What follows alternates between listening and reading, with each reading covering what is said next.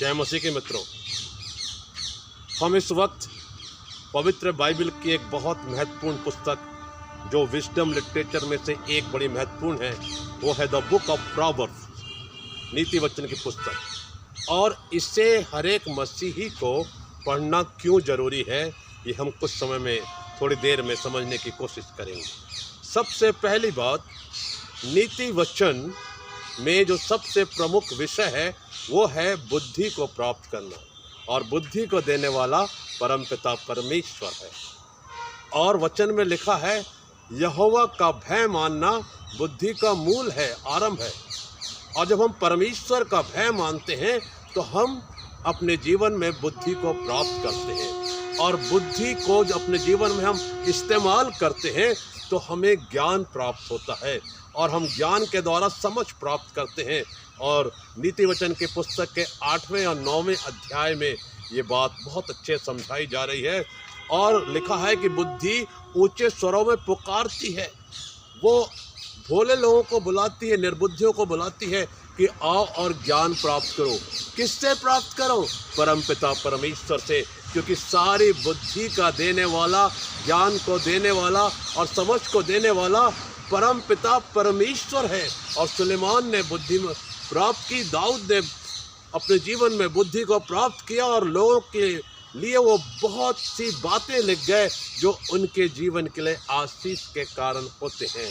मेरे प्रियो, माता पिता का एटीट्यूड कैसा हो बच्चों के प्रति, और बच्चों का माता पिता के प्रति कैसा एटीट्यूड हो, ये नीति वचन की पुस्तक में बतलाया गया है। नीति वचन की पुस्तक में बतलाया गया है कि तू अपने उपज का पहला भाग, अंश परमेश्वर को लाकर देना।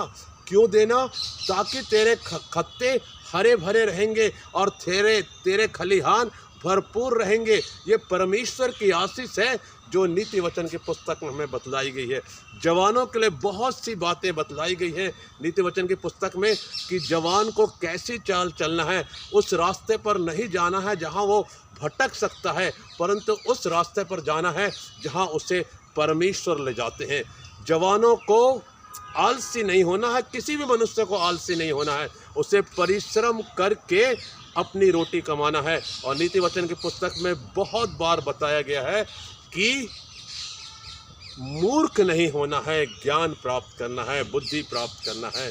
और नीति वचन की पुस्तक में लिखा गया है कि परिश्रम की रोटी खाना है, समय पर अपनी फसल के बीजों को डालना है, और समय आने पर फसल को काट लेना है। दाख की बारी लगाना है तो उसकी देखभाल करना है, अर्थात जीवन के हर एक कार्य को समय के अनुसार पूरा करना ही बुद्धिमानी है। और नीति वचन की पुस्तक मुझे और आपको ये बात सिखलाती है। मेरे प्रिय भाई और बहनों, नीति वचन की पुस्तक में एक और बात बड़ी खास लिखी गई है, वो है नीति वचन 31वें अध्याय में कि बुद्धिमान स्त्री कौन है और भली स्त्री कौन पा सकता है।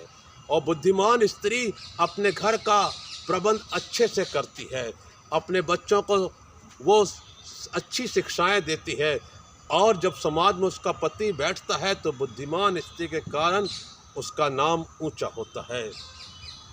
नीति वचन की पुस्तक में बुरी आदतों से भी बचने के लिए साफ साफ गाइडेंस दिया गया है, अर्थात आपको किसी प्रकार के व्यसन में, शराब पीने में या ड्रग एडिक्शन में अपनी ज़िंदगी को बर्बाद नहीं करना है।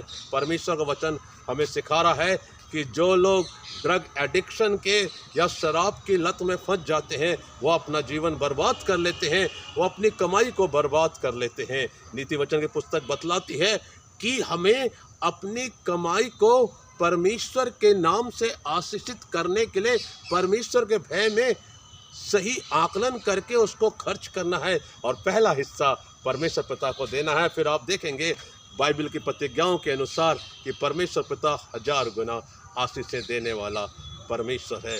नीति वचन की पुस्तक में एक और ख़ास बात लिखी है, वो है अपनी जीभ को सही तरीके से उपयोग में लाना। किसको अच्छी बात कहना है, जो मूर्ख है उसको कहने की ज़रूरत नहीं है, क्योंकि वो ज्ञान की बातों को स्वीकार नहीं करेगा, वो बुद्धि की बातों को स्वीकार नहीं करेगा। और आपको बुद्धि की बातें जो बुद्धि को सीखने वाले लोग हैं, समझ रखने वाले लोग हैं, उनके साथ ही शेयर करना है और अपनी जीभ को, जुबान को बहुत ही नम्रता के साथ सोच समझ कर प्रयोग में लाना है, क्योंकि नीति वचन में लिखा है जीभ के वश में जीवन और मृत्यु दोनों हैं, और यदि कोई इसको उपयोग करना जानता है तो अनंत काल में प्रवेश करता है। मेरे प्रिय भाई और बहनों, नीति वचन की पुस्तक बहुत ज़रूरी है हर एक के लिए पढ़ना।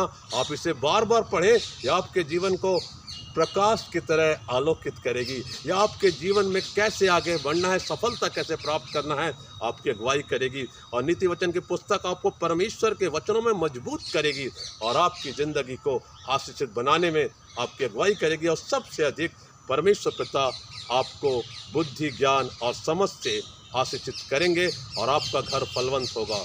प्रभु यीशु मसीह के नाम में आमीन।